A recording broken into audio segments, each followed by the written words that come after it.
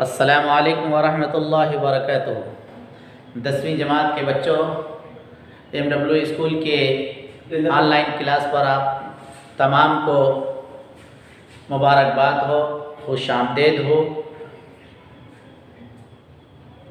آج سے ہم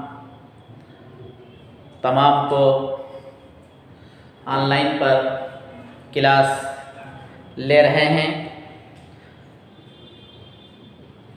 اس سبق کو سب سے پہلے حمد سے شروع کر رہے ہیں۔ حمد کیا ہے؟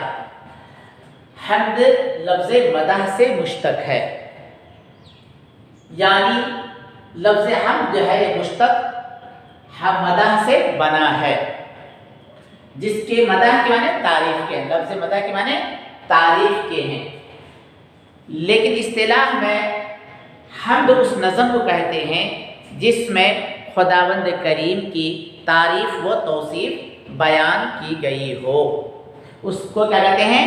حمد کہتے ہیں۔ اس حمد کا جو لکھنے والی ہے وہ صغرا عالم ہے۔ ان کا نام، قلمی نام صغرا بیگم ہے اور قلمی نام صغرا عالم ہے۔ پیدائش 18 جنوری 1938 سن عیسوی کو گلبرگہ میں ہوئی۔ ان کی جو کارنامہ ہے صغرا عالم کا، وہ کہ خاندی طور پر گھریلو معاملات کو طے کرتے ہوئے، کاروبار کرتے ہوئے MA BEd اور PhD کی ڈگریاں حاصل کی۔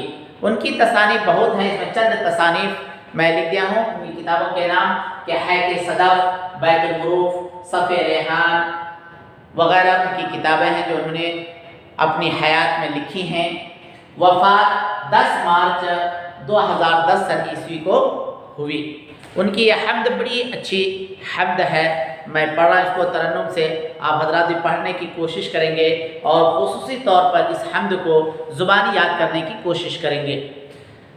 صدائے کن سے ابد تک شباب تیرا ہے، صدائے کن سے ابد تک شباب تیرا ہے، عیاں بھی تو ہے اور پنہا حجاب تیرا ہے۔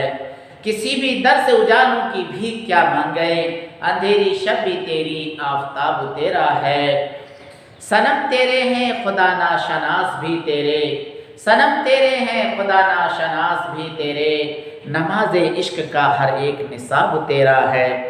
رضا تیری ہے غفور رحیم بھی تو ہے، رضا تیری ہے غفور رحیم بھی تو ہے، غضب و قہر بھی تیرا ثواب تیرا ہے۔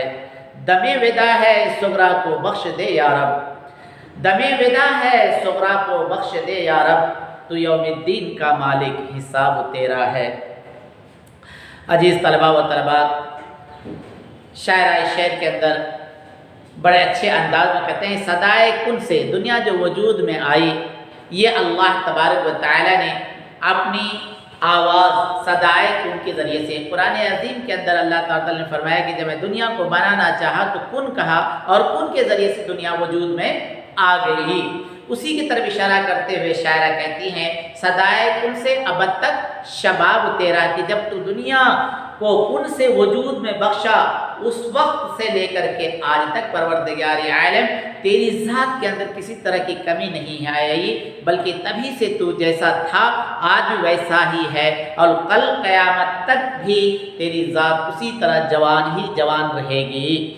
آیا بھی تو ہے اور پنہا حجاب تیرا ہے، آیا بھی تو ہے اور پنہا حجاب تیرا ہے، ظاہری طور پہ خداوند قدوس تیری ہی ذات ہے اور چھپی ہوئی ذات بھی تیری ہی ذات ہے۔ وہ کیا چیز ہے چھپی ہوئی ظاہری طور پر؟ اب کوئی کام کوئی انسان کرتا ہے، کہتا ہے دیکھیے غلط کام ہے مت کرو، ایسا مت کرو، اس کا یہ گناہ لکھتا ہے اس لیے اللہ دیکھ رہا ہے۔ کوئی انسان چوری کرتا ہے، اس کا دل یہ کرتا ہے میں کر تو رہا ہوں لیکن اللہ دیکھ رہا، کوئی دیکھے نہ دکھاوے، اوپر خدا دیکھتا ہوگا۔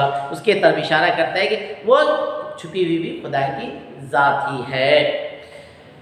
دوسرے شعر کے اندر کسی بھی در سے اجالوں کی بھیک کیا مانگے، اندھیری شب بھی تیری آفتاب تیرا ہے۔ شاعر شعر کے اندر بہت اچھی بات کہنے جا رہی ہے کہ کسی بھی در سے، کسی بھی دروازے سے، کسی بھی چوکھٹ سے میں اجالوں کی بھیک، اپنی زندگی کی بھیک کیوں مانگوں؟ جو ضرورت نہیں ہے مانگنے کی، سب مانگنے والا دینے والی ذات خدا کی، جب خدا کی ذات ہے تو دوسرے کے در پہ جانے سے، چوکھٹ پہ سر جھکانے کی ضرورت کیا ہے؟ سب چیز کا مالک ہمارا خالق کون ہے؟ اللہ ہے۔ مالک کون ہے؟ اللہ ہے۔ ہماری جان کس کے قبضے میں؟ اللہ کی ذات میں ہے۔ عزت دینا اللہ کا کام ہے، ذلیل کرنا اللہ کے کام۔ جب سارا معاملہ اللہ کا ہے تو پھر دوسرے کے در پہ سر جھکانے کی ضرورت کیا ہے؟ کیوں دوسرے سے مانگی جائے؟ وہی چیز خدا کے سامنے کیوں نہیں مانگی جائے؟ جب خدا سے مانگیں گے، خدا ہمارا خالق ہے تو خدا ضرور دے گا۔ اسی کی طرف اشارہ کر رہی ہے شاعرہ کہ کسی بھی در سے اجالوں کی بھیک کیوں مانگے؟ ہم کو ضرورت نہیں کسی کے دروازے پر کسی چیز کی زندگی کی بھیک مانگنے کی، اس لیے کہ اندھیری شب بھی رات، اندھیری شب بھی تیری ہی ہے، اور سورج چمکتا ہوا سورج بھی تیرا ہی ہے۔ جب تو تیرا ہی سب چیز ہے تو کچھ مجھے کسی در سے اجالوں کی بھیک مانگنے کی ضرورت نہیں ہے۔ اور چند اشعار باقی ہے، انشاءاللہ اس کی تشریح بعد میں آپ لوگوں کو کی جائے گی۔